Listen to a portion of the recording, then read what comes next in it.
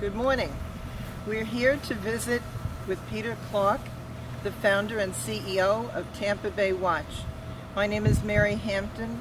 I was the founder of a little community group that's called Environmental Discussions Group of Manatee County. We're a little bit over 1 year of age. My husband and I moved to Florida from New York in 2006. I've also brought my colleague, Bill Maturo. Am I saying your name correctly? Bill and his family came to this area of Florida in 1971. He's been active in numerous environmental organizations and activities over the year. Steve Hampton, my husband, is a member also of the Environmental Discussions Group and is serving as today's photographer. Without any further ado, let me introduce and turn the camera over to Peter Clark. Hello. Good morning. Good morning. Thank you for letting us visit with you today to ask some questions. Especially we want to start out and find out about Tampa Bay Watch. What are the main goals of Tampa Bay Watch? And if you could tell us a little bit about the mission and the history. Sure, it'd be my pleasure. We started Tampa Bay Watch 27 years ago to organize community volunteers to take a hands-on role in the restoration and protection of Tampa Bay. Very early on, in my last job, I worked for the government. I know we're going to talk about the Regional Planning Council in a little bit. But we quickly realized that we were doing more and more projects after work and on weekends with fishing groups and scout organizations to plant salt marsh and do other projects around Tampa Bay. And it was readily apparent that there was a real need to organize the community to get them involved with the hands-on restoration of the bay. And that's exactly what we do. Right now we are a small group of environmental scientists and educators and involve between 8,000 and 10,000 community volunteers a year in habitat restoration projects in and around Tampa Bay. But we also have a wonderful education program. Right now in Tierra Verde we run about 3,500 kids through our on-site education efforts. And just recently we opened up the new Tampa Bay Watch Discovery Center on the St. Petersburg Pier so that we'll be able to continue to expand our education efforts down in the St. Petersburg Bay area. Wow. It's exciting. Yes. So in as much as we're doing this interview and today's visit during this COVID pandemic season, Tampa Bay Watch must have been hit really heavily by not being able to rely upon the volunteers right now. Is that true? It's very true. Just like many other nonprofits, we suffer from the lack of ability to work with the community like we traditionally have. We are an organization that's wrapped around community involvement. So what we've been able to do is create little bubbles around our restoration activities. And that by doing that, we're able to motivate a group of people to help us throughout the fall restoration season. So right now, we have a lot of our staff as well as volunteers out building an oyster bar this morning. Oh, good. Very good. Can you tell us how Tampa Bay works to train organizers and volunteers? Because you bring in these people, and how do they then understand what you need them to do, and who explains to them what they need to do? And that's a really good question.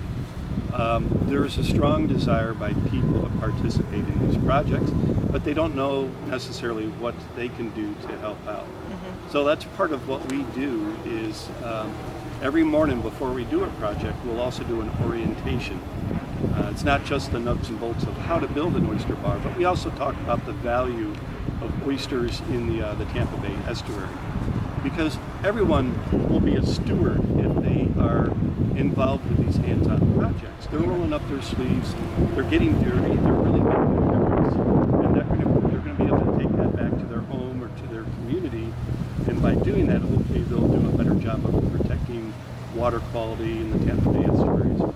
Wow, wonderful. Do you see any immediate difference in reaction in the volunteers to this experience? Oh, they love it. And that's why we're able to motivate so many people to help us do our projects. We certainly have this core of ACE volunteers that come out for as many projects as they possibly can. They really are our unpaid staff members because they've done it before. They can mentor Yeah. new volunteers as they come into our programs and projects. So it's just fantastic. That's great. What's the youngest age of a volunteer you think you've utilized the help of? Well, we've had babies in backpacks before, but I once remember marching down through downtown St. Petersburg with 5-year-olds with fluorescent vests hanging down to their ankles, marking storm drains to help protect water quality. And they were doing a real Oh, job. well, of course, you bet. They loved it. They were very cute.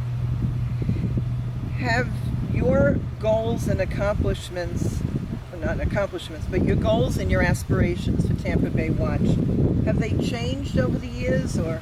You bet. Yeah? You bet. So we started out doing restoration work, Yeah.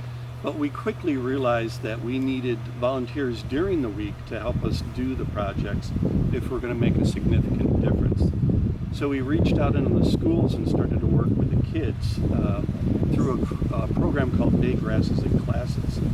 And right now we have 18 middle and high schools that grow salt marsh grasses like what is behind us today that we can use in coastal restoration projects around the bay. And that really took off. It's very, very popular. It's a great way to get the kids working alongside local scientists. But that was really the impetus to create an education program. So not only did we go out into the schools, but we were able to bring the kids down and run them through programs right here at our Marine Center. With the help of the children growing the grasses, how do the grasses then get transported? They do that too.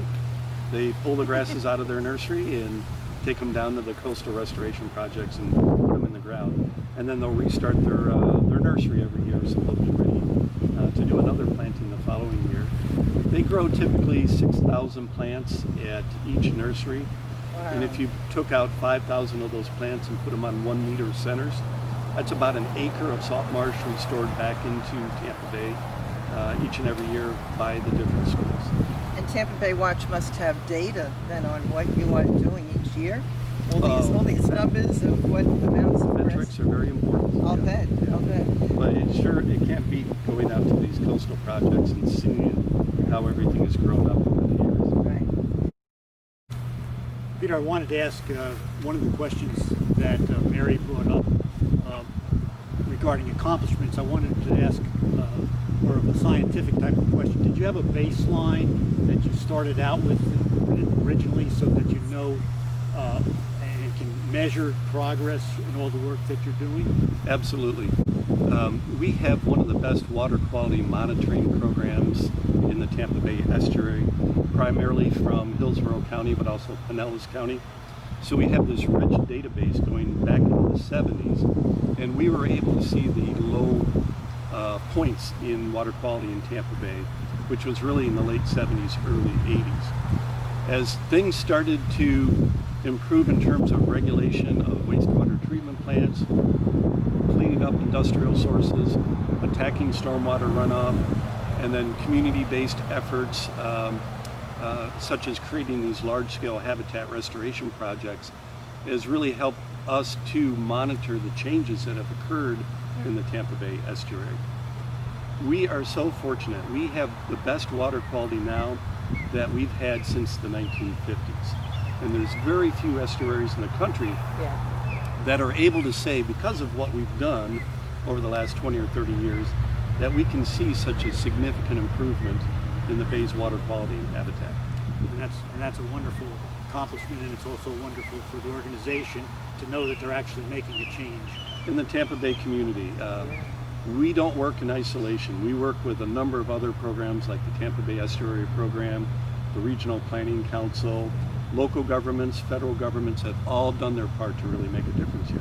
And I was going to ask that question later, but since you brought it up, do you have any relationship with because we're from the area of the Sarasota Bay Estuary Program, is there any kind of cooperation or coordination with those kinds of Yeah, in my last life, I sat on some of the early committees of the Sarasota Bay Estuary Program.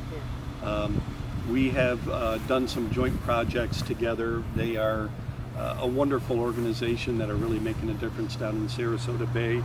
We also work with the Sarasota Bay Watch program down there, where they've been able to create a similar type of nonprofit effort in the Sarasota Bay area, and that's how it gets done. We all work together. We don't build these silos. We realize that if you're going to make a difference, everybody needs to do their part. I was going to ask also about your summer camp. What are some of the goals and accomplishments that you've achieved in that part of the program? Fantastic program. We sell out each and every year. It's a 1-week intensive environmental marine science based program. We have a classroom boat that we're able to take the kids out on the water. So these kids are out in boats every single day, whether it's the classroom boat or kayaks or snorkeling through the seagrass beds. But it's very hands-on. It's an immersion program, so the kids really get to know the Tampa Bay estuary and work with our environmental scientists and educators. And your new Discovery Center on the pier, what are some of your aspirations for that? You bet. So when they were designing the St. Petersburg Pier, the community wanted to have an education platform down there. So they included what has come to be the Discovery Center as part of the design. And it's roughly about 3,000 square feet, not necessarily a big area. So we really had to focus our attention on what we're able to do down there. But essentially, there's an exhibit hall that we have designed exhibits to showcase the recovery of the Tampa Bay estuary and how it was done. So we have this great story to tell, and that's a great platform for us to be able to do that. But it also includes a classroom, so we're able to bring kids down and be closer to the communities that we're trying to reach through the Tampa Bay Watch Discovery Center. Thank you, Peter. I think I'll turn it back to Mary for just a couple of questions about your relationship with the Regional Planning Council. Okay, welcome back. We're now interested in finding out about the Tampa Bay Regional Planning Council. What is it? Who is it comprised of? And what are some of the goals of that? So the Regional Planning Council was established back in the 70s to provide a coordinating entity to monitor large regional scale projects in our area. So they're made up of Tampa Bay's Pasco, Hillsborough, Pinellas, and Manatee County. Essentially all the counties that surround and include the watershed of the Tampa Bay estuary. And has it grown over the years? The geographical scale has not grown over the years. Their responsibility has changed because they do answer to the Florida legislature. So as new developments come on and new political climates prevail, their focus of attention has changed. I see. Right now, they're one of their first agencies that they established was the Area Agency on Aging to support our aging communities. The second was the Agency on Bay Management that I was involved with before starting Tampa Bay Watch off. But now they're also looking at things like climate change, major traffic issues. So it's really important quasi-governmental organization to help manage the massive population growth in our region. That leads into a next question too that we have, which is, which of the Tampa Bay Regional Planning Council committees do you think kind of tie in the most with Tampa Bay Watch? Well, certainly the Agency on Bay Management. That has a 45 member base that involves everybody who is actively working on the bay, whether it's a commercial fisherman or the Port Authority, the power plants, the local governments, environmental groups. It's just a great sounding board. And they don't have any regulation to implement laws, but what they do is they write letters of recommendation. And because of their diverse membership, people listen. And it has had significant success in the Tampa Bay region, being able to motivate the Florida legislature to create the Surface Water Improvement Management Program. Been very involved with land acquisition. They helped early on with the Grizzle Fig bill to address wastewater treatment plants. So that's a big part of our success here in Tampa Bay and Sarasota Bay, is that we all talk to each other. We know each other. And it's through groups like the Agency on Bay Management that bring us together for the common need to address the problems of the Tampa Bay ways does Tampa Bay Watch and the Tampa Bay Regional Planning Council, how do they collaborate in terms of communication over things like emergency preparedness? So that is one of the agencies of the Tampa Bay Regional Planning Council. We don't necessarily get involved with hurricane preparedness, but what we have done in the past is showcase the Tierra Verde facility as a coastal infrastructure that is designed for a velocity zone construction. So a lot of times when the local newspapers are trying to do a hurricane story, they'll come here to talk about the construction that we have here in Tierra Verde.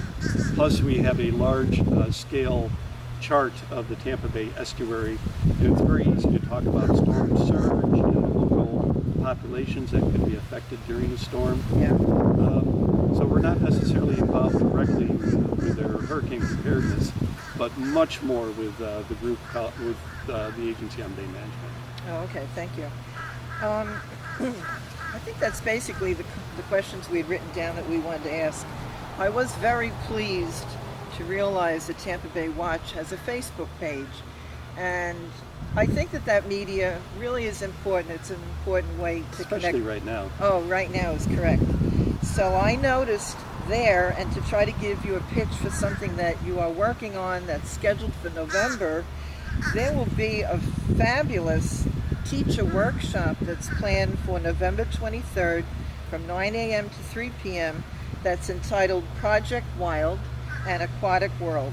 And the teachers who become registered for the program will receive lesson plans, they'll each receive a guidebook, and they'll be taught about hands-on activities to do with their children.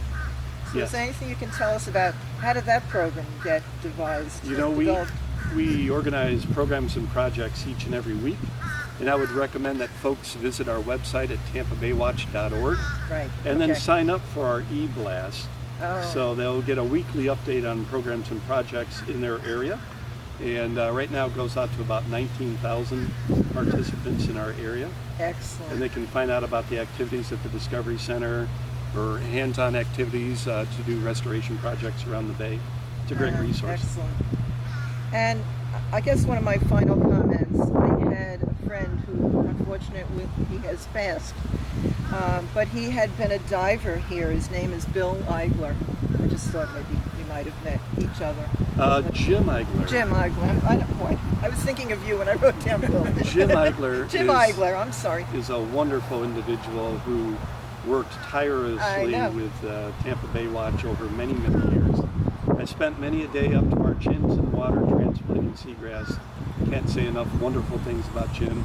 He really made a difference, and we really miss him as well. I apologize to Jim for my error there. I wrote down the wrong name. But thank you. This has been really very helpful. Well, thank you, Mary.